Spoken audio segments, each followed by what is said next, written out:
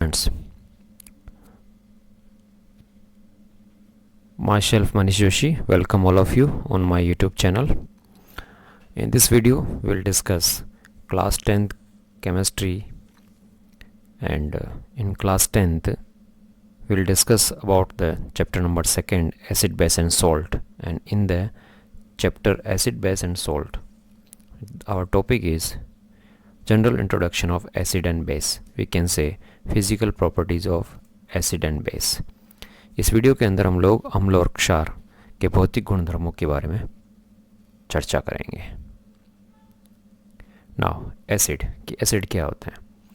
N acid is a substance that produces hydrogen ion H+ ion when placed in water.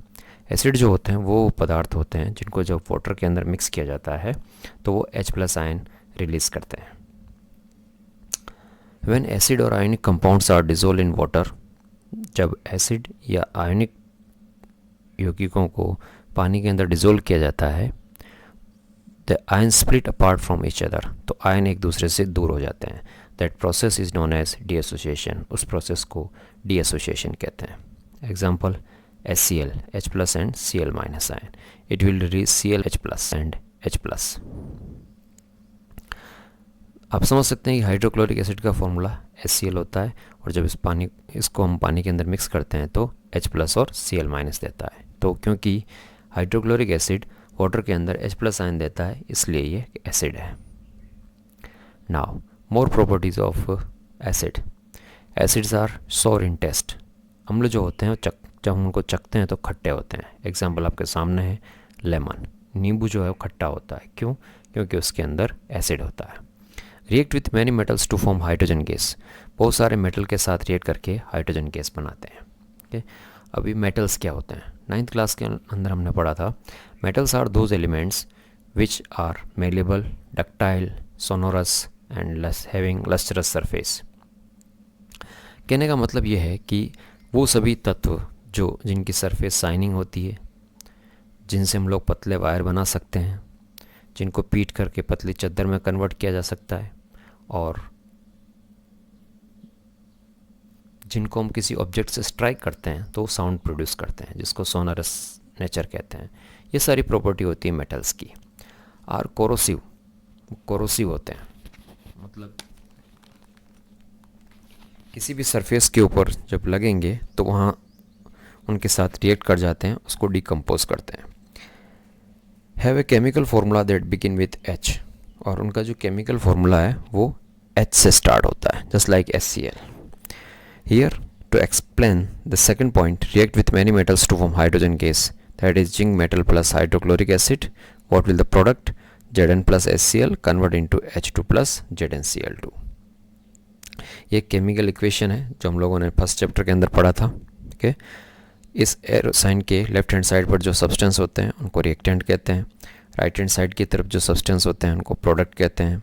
फिर उसके साथ उनकी physical state भी mention की होती है. S लिखा है इसका मतलब सॉलिड है, AQ लिखा है मतलब वाटर में बनाया गया है, G लिखा है मतलब गैस है. तो ये सारी प्रॉपर्टीज़ होती है किसकी? एसिड की. और इस स्लाइड के नीचे आप देख रहे हैं predict the type of reaction based on the reactant. ये जो रिएक्शन है, ये जो रिएक्टेंट्स हैं खास तौर से, इनको देख करके बताना है कि रिएक्शन किस टाइप की है. तो ये जो है जिंक एक एलिमेंट है, HCl एक कंपाउंड है. जब एक एलिमेंट और कंपाउंड के बीच में रिएक्शन होती है तो वो हमेशा सिंगल डिस्प्लेसमेंट होती है. तो इसलिए यहाँ पर आप देख भी पा रहे हैं कि ये रिएक्शन किस टाइप की है, सिंगल डिस्प्लेसमेंट है. Now common acid. कौन कौन से कॉमन एसिड होते हैं? Acetic acid, the formula is CH3COOH. Acetic acid का दूसरा नाम होता है विनेगर और सिरका, जो जनरली अचार मुरब्बे बनाने के काम में आता है. Citric acid. और इंटरेस्टिंग बताता हूँ मैं आपको. एसिटिक एसिड, ये जो विनेगर हमने बोला है, is also used in the Chinese food. जैसे हम लोग चाइनीज़ भेल, नूडल्स, ओके, ये सब खाते हैं, उसके अंदर एसिटिक एसिड डाला जाता है. Citric acid which present in lemon, formula is C6H8O7. Formic acid. The formula is HCOOH. उसको इस तरह से प्रोनाउंशिएट करते हैं, कैसे बोला जाता है? HCOOH means HCOOH. This present in red ants, honey bees, sting, लाल चींटियों में, मधुमक्खी के डंक में, इनमें पाया जाता है formic acid. The other side hydrochloric acid, this is used in toilet cleaner, toilet cleaning का जो एसिड आता है उसमें HCl होता है। Sulphuric acid, this is known as king of chemicals. And the last is nitric acid, the formula is HNO3, this is also known as तेजाब। Now some other classes of acid, organic acid, inorganic acid. Organic acid, इनको कार्बनिक अम्ल भी कहते हैं या जैविक अम्ल भी कहते हैं। Acid which present in plant and animals, वो एसिड जो प्लांट और एनिमल में प्रेजेंट होते हैं उनको ऑर्गेनिक एसिड कहते हैं। Example acetic acid and formic acid. Inorganic acid, ऐसे एसिड जो चट्टानों या खनिजों से बनाए जाते हैं। Acid which are obtain from rocks and minerals, example HCl, nitric acid and sulphuric acid are known as inorganic acid. Now bases, base क्या होते हैं? क्षार जिसको कहते हैं हम लोग। A base is a substance that produces hydroxide ion when placed in water. एक बेस जो होता है वो वाटर में जब उसको प्लेस करते हैं तो OH माइनस आयन देता है, that is hydroxide ion. When bases and ionic compounds are dissolved in water, the ion split apart from each other which is known as dissociation. जब बेस या आयोनिक कंपाउंड को पानी में घोला जाता है तो उनके जो आयंस होते हैं वो एक दूसरे से दूर हो जाते हैं। इस प्रोसेस को वियोजन कहते हैं। आयंस के बारे में हमने लास्ट क्लास में पढ़ा है। What are the ions? Ions are charge particles and basically there are two types, cation and anion, धनायन और ऋणायन। तो यहाँ पर आप देख पा रहे हैं कि सोडियम हाइड्रोक्साइड जो है वो NaOH पानी में घुल करके Na+ और OH- देता है। तो क्योंकि ये सोडियम हाइड्रोक्साइड जो है OH- आयन देता है, इसलिए इसे क्या कहेंगे हम लोग? बेस कहेंगे। Now other properties of basis. Most basis test bitter, जब टेस्ट करते हैं तो उनको कड़वा लगता है। बिटर गार्ड, करेला आपने खाया होगा, कड़वा लगता है। नीम की पत्तियाँ कड़वी लगती है क्योंकि उसके अंदर क्या होता है? बेस होते हैं। फील स्लिपरी, जब उनको टच करते हैं तो स्लिप होते हैं। जैसे साबुन से हम लोग हाथ धोते हैं तो साबुन जो स्लिपरी होता है। और कोरोसिव मीन्स किसी भी सरफेस को क्या करते हैं? कोरोजन कर देते हैं, उसका मतलब डिकम्पोज करते हैं।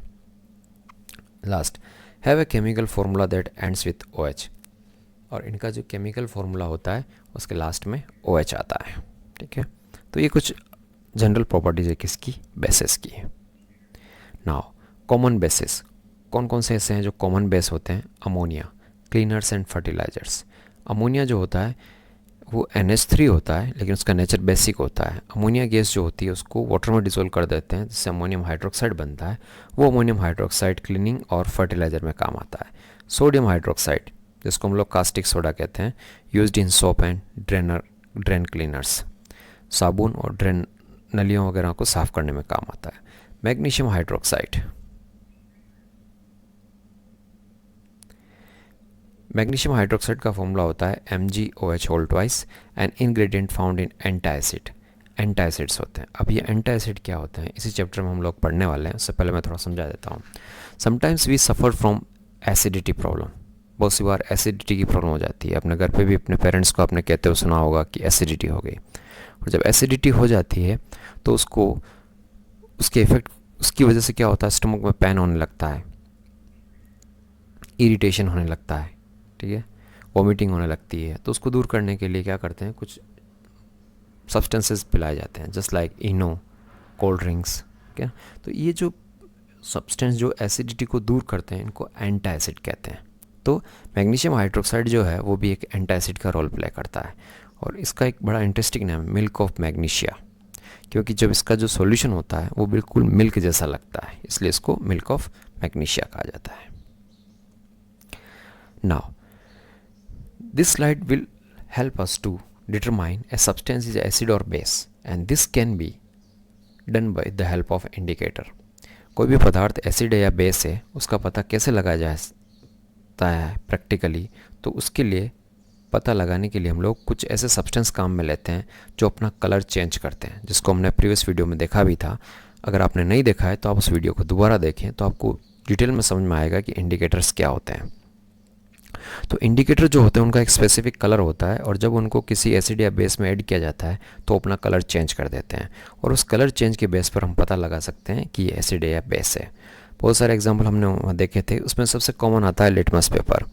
Indicators made of a special filter paper that contains dye extracted from lichens. Okay, एक पेपर टाइप का होता है, फिल्टर पेपर होता है जिसके ऊपर डाई लगी होती है। डाई किसे कहते हैं? जो जितने भी कलर सब्सटेंस होते हैं उनको डाइज कहते हैं। लाइकेंस, लाइकेन एक कैटेगरी है प्लांट्स की जिसमें फंजाई और एल्गी दोनों की प्रॉपर्टीज़ होती है। एक ऑटोट्रोपिक होता है, एक नॉन ऑटोट्रोपिक होता है, ठीक है, और जनरली रॉक्स में मिलते हैं ये। ब्लू लिटमस जो होता है वो रेड हो जाता है किसमें? एसिड में। और रेड लिटमस जो होता है वो ब्लू हो जाता है किसमें? बेस में। तो इन दोनों की कलर चेंज को देख करके हम बता सकते हैं कि कोई भी सब्सटेंस जो है वो एसिड है या बेस है।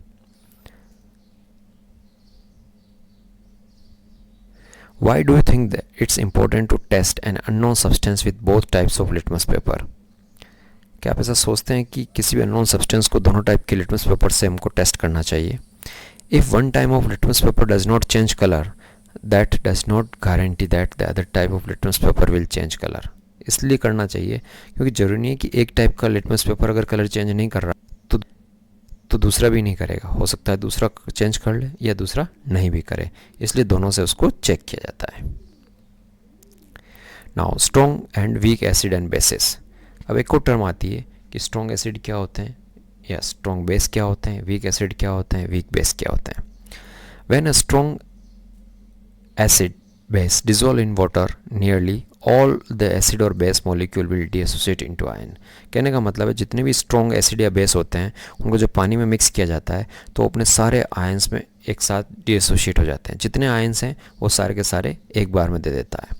The greater the ability to dissociate, the more potential the acid और base has for being dangerous because there are more ions available to react. जितनी ज़्यादा एबिलिटी होगी डिसोशिएट होने की, आयंस देने की, तो वो उतना ही डेंजरस एसिड होता है। When a weak acid or base dissolve in water, only a small fraction of the acid-base molecule dissociate, which means dissociate partially। जबकि वीक एसिड और वीक बेस जो होते हैं वो पानी के अंदर सारे के सारे आयन रिलीज नहीं करके कुछ फ्रैक्शन उनका रिलीज करते हैं, और जैसे जैसे टाइम बीतता है फिर धीरे धीरे अपना परसेंटेज बढ़ाते हैं। With less ion in solution, there is less potential for danger because there are less ions available to react। अगर कम आयन होंगे तो वो कम रिएक्ट करेंगे और वो कम डेंजर होगा। तो वीक एसिड और बेस लेस डेंजरस होते हैं, स्ट्रॉन्ग एसिड और बेस मोर डेंजरस होते हैं। Now example of strong and weak acid is strong acid HCl hydrochloric acid जो स्टोमक में होता है, H2SO4 सल्फ्यूरिक एसिड जो बैटरी एसिड होता है। जितने भी की ऑटोमोबाइल्स बैटरी होती है वेट वाली, ओके, वो H2SO4 कंटेनिंग होती है। Weak acid acetic acid which is known as vinegar, जिसको हमने पहले एक्सप्लेन कर लिया था। Citric acid which present in citrus fruits. तो ये वीक एसिड के एग्जांपल हैं और ये आपके स्ट्रॉन्ग एसिड के एग्जांपल है। Now strong and weak bases. Strong base का जो एग्जांपल है वो है आपके सामने NaOH sodium hydroxide, KOH sorry Na alkali और alkaline earth metal with OH, KOH potassium hydroxide. NaOH को कास्टिक सोडा कहते हैं, KOH को कास्टिक पोटास कहते हैं। वीक बेस में जो आता है वो आता है एल्यूमिनियम हाइड्रोक्साइड जो जनरली डिओड्रेंट्स में होता है। जितने भी डिओड्रेंट्स हम इस्तेमाल करते हैं उसके अंदर एल्यूमिनियम हाइड्रोक्साइड होता है। दूसरा आता है अमोनियम हाइड्रोक्साइड, ठीक है, जो जनरली क्लीनिंग प्रोडक्ट्स में इस्तेमाल किया जाता है। तो ये कुछ एग्जाम्पल है किसके? Strong base and weak bases के। So dear friends, in this video we have discussed about the general properties of acid and base कि एसिड की क्या क्या जनरल प्रॉपर्टी होती है, बेस की क्या जनरल प्रॉपर्टी होती है, एसिड कौन से होते हैं, बेस कौन से होते हैं, स्ट्रॉन्ग एसिड क्या होता है, वीक एसिड क्या होता है, स्ट्रॉन्ग बेस क्या होता है, वीक बेस क्या होते हैं, ऑर्गेनिक एसिड क्या है, इनऑर्गेनिक एसिड क्या है, कैसे हम लोग लिटमस पेपर की हेल्प से एसिड या बेस का पता लगा सकते हैं। तो ये सारी चीज़ें हमने डिस्कस की है। आप वीडियो को अच्छी तरीके से देखिए, कोई प्रॉब्लम आती है मेरे साथ शेयर कीजिए। जिस भी नीडी पर्सन को, आपका कोई फ्रेंड है जिसको इस टॉपिक को समझने में दिक्कत आ रही है, उसको आप उसको ये वीडियो शेयर करें, उसके साथ लिंक शेयर करें, ठीक है। और कोई भी समस्या आती है तो आप उसको मेरे साथ डिस्कस करें। Thank you so much.